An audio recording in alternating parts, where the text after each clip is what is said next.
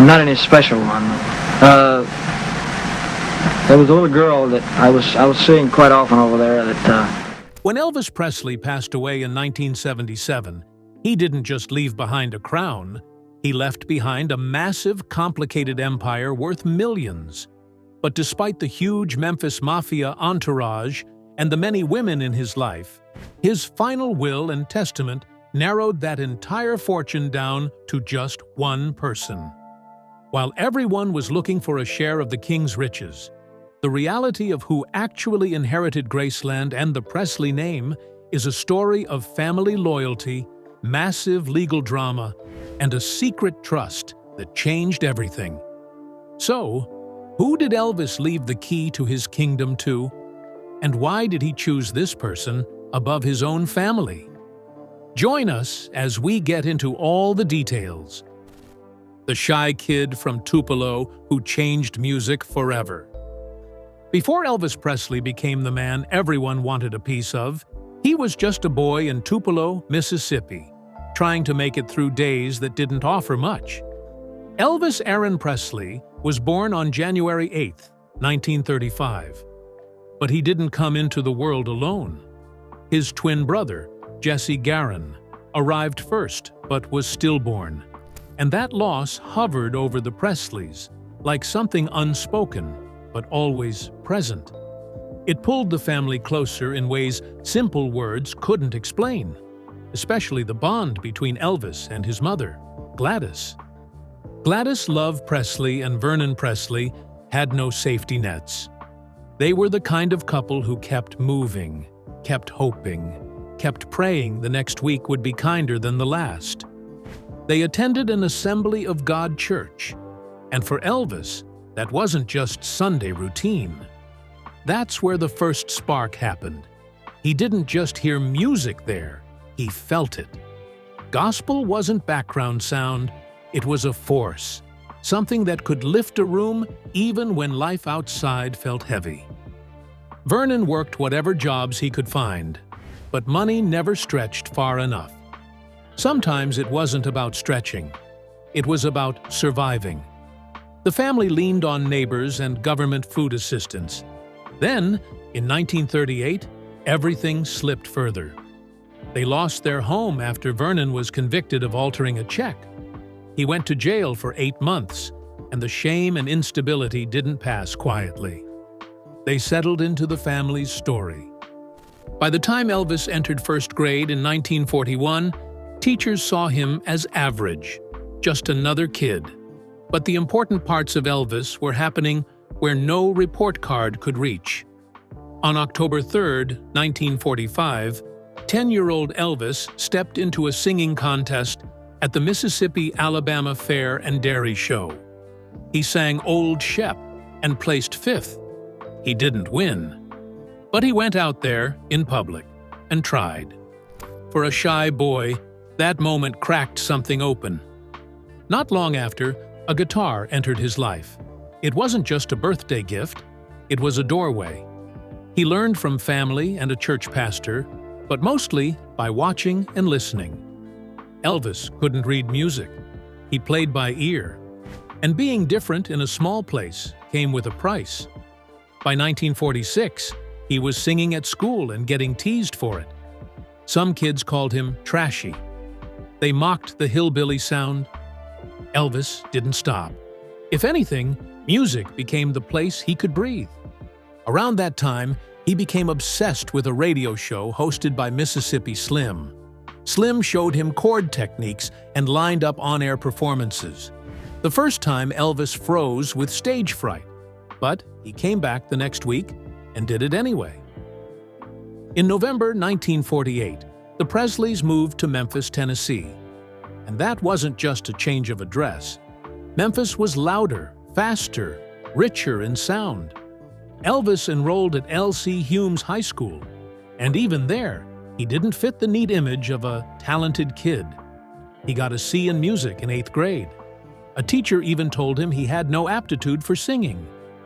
But Elvis wasn't the kind of person who accepted a final verdict from anyone, especially not on the one thing he could feel in his blood. He brought in his guitar and proved he could sing by performing a popular song right there. Still, he stayed shy. He wasn't walking the halls like a star. If anything, he was occasionally bullied. Some classmates called him a mama's boy because the closeness between Elvis and Gladys was obvious. By 1950, he was practicing with neighbor Lee Denson and drifting into loose musical circles, including brothers Dorsey and Johnny Burnett. It wasn't fame. It wasn't even a plan. It was momentum. Then he began changing on the outside, too. He grew sideburns, styled his hair, started drifting down Beale Street, studying bold clothes at Lansky Brothers. By senior year, he stepped into another quiet turning point. In 1953, he performed at Humes' annual show, singing "Till I Waltz Again with You." Suddenly, people heard him. Suddenly, they noticed. Elvis later remembered the shock of it, going from invisible to talked about almost overnight. Behind the scenes, the foundation kept forming. He memorized songs in record shops. He loved country voices like Hank Snow, Roy Acuff, Ernest Tubb, and Bob Wills. He absorbed gospel, blues, and rhythm and blues from late-night singings and stations like WDIA. He listened closely to artists like Arthur Crudup and Rufus Thomas. Every sound became another brick. The recording that changed everything. By the summer of 1953, Elvis wasn't famous. He wasn't even close. But he was already moving like someone who couldn't ignore the pull anymore. In August, he walked into Memphis Recording Service, the little studio run by Sam Phillips before Sun Records became a legend. And he paid for time like any other kid would, hoping the walls would tell him something he didn't know yet. He cut a two-sided acetate, "My Happiness" on one side and "That's When Your Heartaches Begin" on the other. And later, he would claim it was meant as a birthday gift for his mother. Or maybe just a way to hear what he sounded like when it actually counted. Either way, the deeper truth sat right under the surface. He chose that studio for a reason. Phillips wasn't chasing polished voices. He was chasing impact. And Elvis was quietly looking for someone who could hear what he hadn't fully proven yet. In January 1954, Elvis came back and cut a second acetate. "I'll Never Stand in Your Way," and "It Wouldn't Be the Same Without You." But nothing happened again. He kept trying doors that wouldn't open, failed an audition for a local quartet called the Songfellows, failed another with Eddie Bond's band, and it could have ended right there if he'd been the kind of person who took rejection as a sign. But Sam Phillips was searching too, and his search was bigger than one singer. He wanted someone who could carry the raw power of black music to a broader audience without sanding down the edges. Someone who could stand in that space naturally, not like an imitation, not like a tourist. Then a demo of a ballad called "Without You" landed in his hands, and Phillips thought it might suit Elvis. When Elvis showed up, he couldn't quite do the song justice, not the way Phillips wanted, not yet. But Phillips heard something underneath the struggle, something that didn't sound trained, but sounded real, and that was enough. He asked Elvis to try other numbers, listened harder, and then made a move that changed the entire story. He brought in two local musicians, guitarist Scotty Moore and upright bass player Bill Black, and set a session. On the evening of July 5, 1954, the three of them worked and got nowhere. The night dragged, the takes fell flat. The air in the room turned tired, like the whole thing was about to be chalked up as another dead end. And then, right when they were about to quit, Elvis did something that didn't feel planned. He launched into Arthur Crudup's blues song, "That's All Right," and he didn't sing it carefully. He attacked it, jumping around, loose and alive, like the pressure finally snapped, and the real person stepped out. Scotty later recalled how sudden it was, how Bill grabbed the bass and started acting the fool right along with him, and how Scotty joined in. And in that moment, it stopped being a session and became a collision. Sam Phillips didn't hesitate. He started taping immediately, because this was the sound he'd been waiting for. 3 days later, Memphis DJ Dewey Phillips played That's All Right on his show, and the response hit like a wave. The phones lit up. Listeners wanted to know who the singer was. Dewey played it again and again, and when he got Elvis on air, he asked where he went to high school, not for small talk, but because so many callers assumed the voice belonged to a black artist. Elvis, still a teenager, was suddenly standing inside a moment he couldn't control, watching a city react to him like he was already something new. Within days, the trio cut Blue Moon of Kentucky, flipping a bluegrass song into something sharper and stranger, and Phillips added the slapback echo that made the records feel like they had space and heat around them. A single went out with That's All Right on the A side and Blue Moon of Kentucky on the other, and just like that, the experiment became a release. Then came the stage. Their first public performance hit on July 17, 1954, at the Bon Air Club, and not long after, they played at Overton Park Shell with Slim Whitman headlining. This is where the legend started growing legs, literally, because Elvis began doing that shaky, rhythmic movement people would later brand as rubber legs. Part nerves, part rhythm, part something he couldn't turn off, and it landed like a spark in dry grass. His wide-cut pants made the movement louder, and young women started screaming, not because they understood the future, but because their bodies did. Moore and Black left their old band to ride with him full-time, and DJ promoter Bob Neal stepped in as manager. From August through October, they worked constantly, especially at the Eagle's Nest in Memphis, where teenagers rushed in the moment Elvis started and disappeared when the house band returned, like the whole building only mattered when he was on stage. And with every show, he got steadier, more fearless, more sure of how to hold a room. Not everything welcomed him, though. He made a single appearance on the Grand Ole Opry on October 2nd, and the response was polite, but cold. The manager admitted he wasn't bad, but he didn't fit. It was a warning and a compliment at the same time, because not fitting meant he was becoming something the old Gates couldn't control. Then he hit Louisiana Hayride in November, the wilder, more adventurous rival to the Opry, broadcast across nearly 200 stations in 28 states. His first set came out nervous and got a muted reaction, but by the second set he was sharper, louder, and more himself, and the crowd turned. The show locked him in for a full year of Saturday night appearances, and suddenly, he wasn't just a Memphis sensation anymore.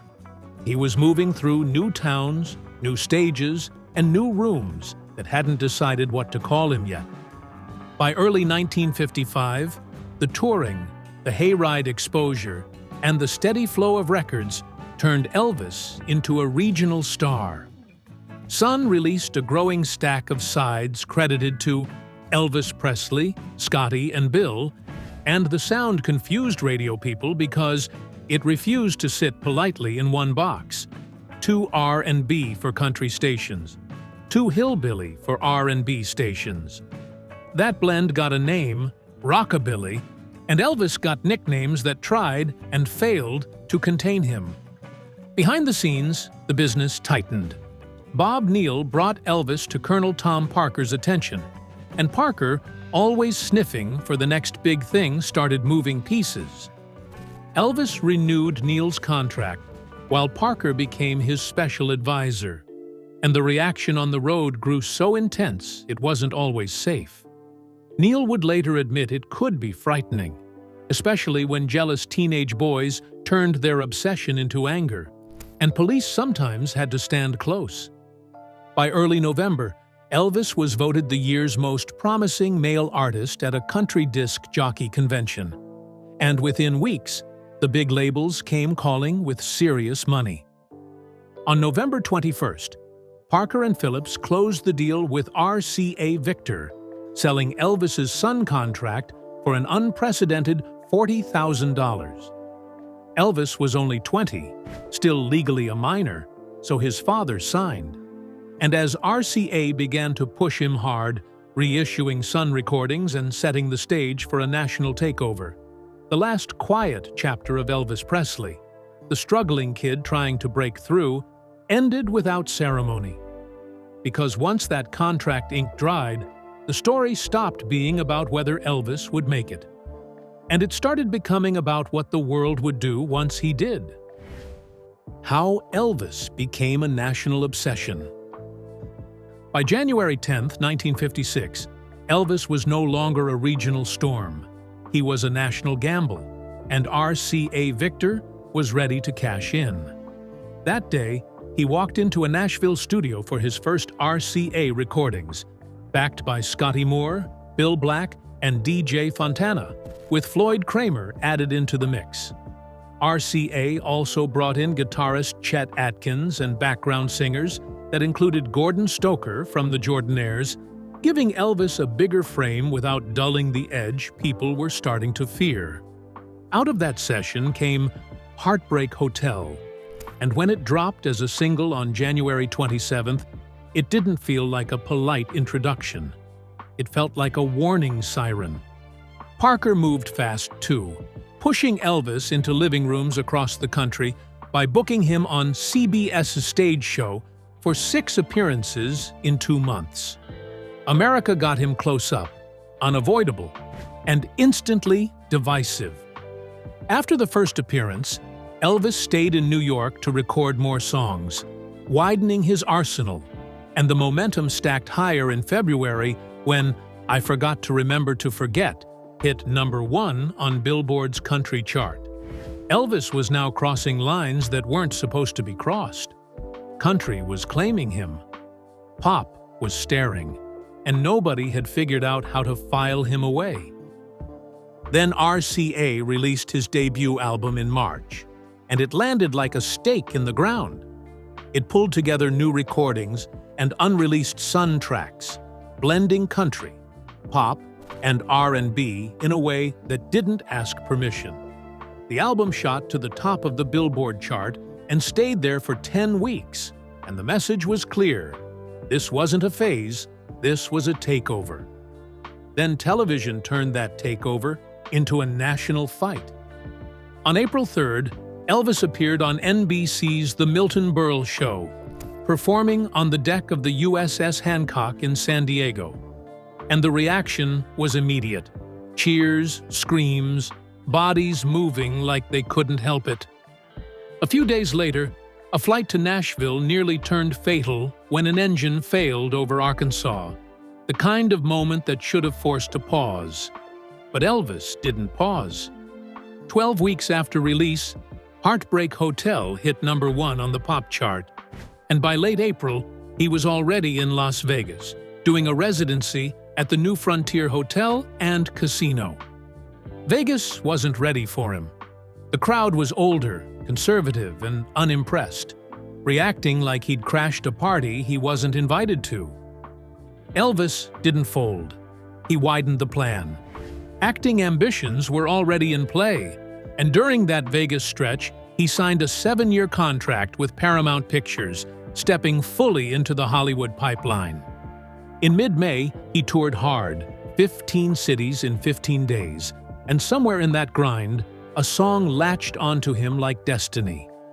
He'd watched Freddie Bell and the Bell Boys perform Hound Dog, made famous by Big Mama Thornton, and Elvis turned it into his own closing number, not as a cover, but as a weapon, and the weapon set off alarms. After a show in La Crosse, Wisconsin, an urgent message was sent to FBI Director J. Edgar Hoover, warning that Elvis was a danger. Not because he was breaking laws, but because of what he was doing to teenagers in a room. The adults weren't just scared of music, they were scared of losing control. That fear exploded on June 5th, when Elvis returned to the Milton Berle show in Hollywood. Berle convinced him to leave his guitar backstage, and without it, Elvis had nothing to hide behind. He slowed Hound Dog down, leaned into the movement, and turned one performance into a national argument. Critics attacked him, headlines mocked him, Ed Sullivan called him unfit for family viewing, and the nickname Elvis the Pelvis followed him like a sneer. But the backlash didn't shrink him. It made him bigger, because controversy is still attention. And attention was the oxygen Parker knew how to sell. Then the story swerved again into something sobering. On March 24, 1958, Elvis was drafted into the U.S. Army at Fort Chaffee, Arkansas, and the arrival became a media event. Crowds pressing in as if they could decode America by watching him step off a bus. Elvis insisted he wanted to be treated like anyone else, but the truth was, he couldn't be. Not anymore. He trained at Fort Hood, and even in uniform the music didn't fully stop. During a short leave in early June, he recorded songs in Nashville, like he needed to prove the soldier chapter wasn't going to erase the performer. Then came the blow that actually changed him. In early August, Gladys Presley was diagnosed with hepatitis, and her condition rapidly worsened. Elvis flew home on emergency leave, arrived in Memphis on August 12th, and 2 days later, she died of heart failure at 46. Elvis was devastated. The bond that had anchored him was gone, and the loss left a quiet damage that didn't fade. By October 1st, 1958, he was stationed in West Germany at Ray Barracks, and the routine hardened. Promotions came. New habits formed. He was introduced to amphetamines. Karate became a lifelong obsession. Soldiers later talked about his desire to be seen as able and ordinary despite the fame, and about the generosity that followed him even into uniform. It was also in Germany, in Bad Nauheim, that he met Priscilla Beaulieu. She was 14, he was 24. The courtship stretched for years, and the detail still hangs over the story like a shadow, because fame doesn't freeze time. It warps it, and it pulls everyone close enough into choices that last. Elvis returned to the U.S. in March 1960, was discharged days later, and the homecoming wasn't quiet. The train ride was mobbed, fans flooding stops, demanding a piece of him like he belonged to the public. Within weeks, he was back in RCA's Nashville studio, cutting Stuck on You, Rushed Out, and hitting #1 as if the world had been holding its breath. Soon after came It's Now or Never and Are You Lonesome Tonight? Ballads that proved he could soften a room without losing control. And while the public watched the machine keep moving, his personal life moved toward the moment set in motion overseas. Shortly before Christmas 1966, Elvis proposed to Priscilla. On May 1st, 1967, they married in a brief ceremony in their suite at the Aladdin Hotel in Las Vegas. By then, Elvis had already lived several lives in one decade. The rebel, the headline villain, the soldier, the movie star, and the gospel singer. Inside Elvis's empire, the homes, the cars, the jet, and the price of the crown. By the time Elvis Presley died in 1977 at just 42, he didn't leave behind a simple bank account and a few souvenirs. He left behind an empire worth an alleged $5 million at the time, roughly $20 million in today's money. Elvis bought Graceland in 1957 when he was only 22 years old, paying a little over $100,000 for it. His parents, Vernon and Gladys, put down $1,000, moved in first, and lived there for more than a month before Elvis finally arrived on June 26, 1957, while he was busy filming Jailhouse Rock. But long before Elvis ever touched the gate, Graceland already had history baked into it. Before the Presleys, the land had been part of a 500-acre farm owned by the S.C. Toa family, and the name Graceland came from a relative named Grace, which feels almost too perfect now, like the place was always waiting for music to claim it. The mansion itself was built in 1939 by Grace's niece, Ruth Brown Moore, and her husband, Dr. Thomas Moore. Their daughter, Ruth Marie, was a harpist for the Memphis Symphony Orchestra, and the house wasn't quiet the way people imagine old Southern mansions. Musical recitals were held in the front rooms, and in a strange way, those early performances foreshadowed what Graceland would later become. Rooms filled with sound, energy, and people drawn in by the orbit of one star. When Elvis bought it, Graceland was 10,266 square feet, already grand, already impressive, but Elvis didn't buy it to keep it frozen. He bought it to mold it into his own world.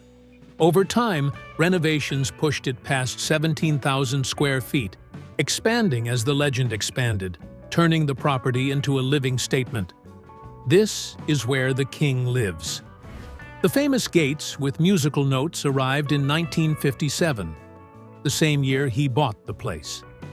That year also brought the kidney-shaped swimming pool, not just for luxury, but for the kind of lifestyle he was building. By 1965, Elvis added what became one of the most talked-about rooms in the entire mansion, an enclosed den connected to the kitchen that everyone would come to call the Jungle Room. The more famous he became, the more Graceland stopped being just a home and started feeling like a private kingdom with its own rules. And Elvis didn't build that kingdom with walls alone. He built it with motion, with machines, with the kind of objects that followed him like characters in his story, starting with the cars that announced his arrival before he even stepped out. In early 1955, Elvis bought his first Cadillac, a 1954 Fleetwood Series 60 in pink. It wasn't just transportation. It was a rolling statement that the broke kid days were ending. That car carried Elvis and the Blue Moon Boys, but it didn't last long. After a brake lining failed, it was destroyed in a roadside fire between Hope and Texarkana, Arkansas, on June 5, 1955, as if the first chapter of his new life literally went up in flames. A month later, on July 5, 1955, he bought another Cadillac Fleetwood Series 60, this time blue with a black roof. But Elvis couldn't leave it alone. He'd mentioned a pink Cadillac in Baby, Let's Play House, and with that song climbing onto a national chart, the image started to stick. So he had the car repainted into a custom pink shade designed by a neighbor on Lamar Street, a color that became known as Elvis Rose, while the roof stayed black. And when it was finished, Elvis did something that tells you exactly who mattered most to him at that point in his life. He gave it to his mother, Gladys. Gladys didn't even have a driver's license, which meant Elvis still drove it most of the time, often with the band, but the gesture wasn't about practicality. It was about devotion, about making sure the person who carried him through the hard years could touch the shine of the new ones. That Cadillac took its own bruises, like the day Scotty Moore drove it into another vehicle in Texarkana, Texas, causing $1,000 in damage. But it stayed in the Presley story, evolving as Elvis evolved. After he signed with RCA in November 1955, he refreshed the car again in 1956, reworking the upholstery and repainting the roof white. When he returned from military service in 1960, he lent the car to his Army buddy Joe Esposito, because by then Elvis had new rides, new tastes, and new versions of the same idea. And today, that original pink Cadillac sits on permanent display at Graceland, not just as a vehicle, but as proof. Proof that Elvis didn't just sing about dreams, he bought them, customized them, and turned them into myth. But even cars weren't enough once the empire reached the sky. In 1975, Elvis bought what became his best-known aeroplane, a Convair 880 for $899,702, then spent hundreds of thousands more, turning it into something only Elvis would recognize as finished. The renovations were pure spectacle. Gold-plated seatbelts, suede chairs, sinks flecked with 24-karat gold. Because for Elvis, luxury wasn't a side detail. It was part of the stage, even when the stage was a cabin at 30,000 feet. He named the jet after his daughter, Lisa Marie. Its radio code name was Hound Dog 1, and the way he used it said everything about the world he lived in by the mid-70s. Elvis rarely traveled during the day. He could call his flight crew at 2 a.m. and decide he wanted to take off. He could fly from Memphis to Denver just to visit a restaurant that made his favorite peanut butter and jelly sandwiches. He even used the jet to transport his dog to a veterinary hospital. That Convair remains on display at Graceland today, alongside his smaller Lockheed Jetstar, Hound Dog 2. Elvis Presley left his fortune to one person. You will never guess who. When Elvis Presley died in 1977, the world assumed his money would be divided among family and friends. But that didn't happen. Instead, the entire Presley empire narrowed down to his daughter, Lisa Marie Presley. And what makes that decision hit harder is this. When Elvis died at just 42, the empire only looked rich. Behind the curtain, it was bleeding. Yes, Elvis had an estimated net worth of around $5 million, but he was also deep in debt, with the IRS waiting. Even Graceland, the crown jewel fans treated like holy ground, was suddenly at risk. Not because Elvis didn't love it, but because the estate was drowning in taxes, upkeep, and years of money being handled the wrong way. That's where the story stops being about Elvis alone and becomes about the people left standing in the wreckage. Because once the funeral ended, reality hit fast. Graceland wasn't sentimental to maintain. It was brutal. The property was expensive. Pressure to sell came immediately. Everyone around the estate pushed the same message: cash out, cut losses, move on. They insisted the world would forget Elvis soon enough. But Priscilla Presley refused. She wasn't just protecting a house. She was protecting the last physical piece of Elvis that couldn't be remixed or rewritten. She later admitted she was alone in that fight, surrounded by voices telling her to sell before the debt swallowed everything. Instead, Priscilla rolled up her sleeves and built a plan that wasn't emotional. If Graceland was going to survive, it couldn't stay a private home. It had to become a business. So in 1982, 5 years after Elvis's death, Graceland opened as a museum. That single decision changed everything. What had been a financial anchor became a financial engine. Fans didn't just want Elvis's music anymore, they wanted his world. They wanted to walk his halls, see his rooms, feel his presence. Graceland became the place where grief turned into business and devotion turned into revenue. Over time, the property didn't just survive. It became an entire operation. Licensing, merchandising, publishing, branding, smart deals. Elvis stopped being only a singer. He became an industry. And it's easy to forget how massive he already was while alive. He sold hundreds of millions of records worldwide. At his peak, he commanded enormous performance fees.